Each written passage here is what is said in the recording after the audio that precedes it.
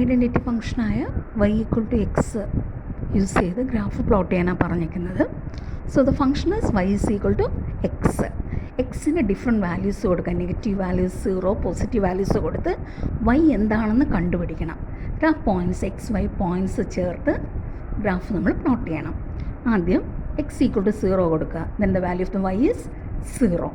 Point എന്ന് പറയുന്നത് 0, 0. ആ പോയിൻ്റ് മാർക്ക് ചെയ്ത് വയ്ക്കുക. നെക്സ്റ്റ് x = 1 കൊടുക്കുക. Then the value of y is 1. ആ പോയിൻ്റ് 1, 1 മാർക്ക് ചെയ്ത് വയ്ക്കുക. x = 2 കൊടുക്കുമ്പോൾ y ഈസ് 2, 2, 2 എന്നുള്ള പോയിൻ്റ് മാർക്ക് ചെയ്ത് വയ്ക്കുക. അതുപോലെ തന്നെ നെഗറ്റീവ് സൈഡിൽ x = -1 കൊടുക്കുക. So the value of y is -1, -1, -1 എന്നുള്ള പോയിൻ്റ് മാർക്ക് ചെയ്ത് വയ്ക്കുക. x = -2 കൊടുക്കുക. Then the value of y is -2. So -2, -2 എന്നുള്ള പോയിൻ്റ് മാർക്ക് ചെയ്ത് വയ്ക്കുക. ഈ പോയിൻറ്റ്സ് ജോയിൻ ചെയ്ത് നമ്മൾ ഗ്രാഫ് വരയ്ക്കണം. So points is -2, -2, -1, -1, 0, 0, 1, 1, 2, 2.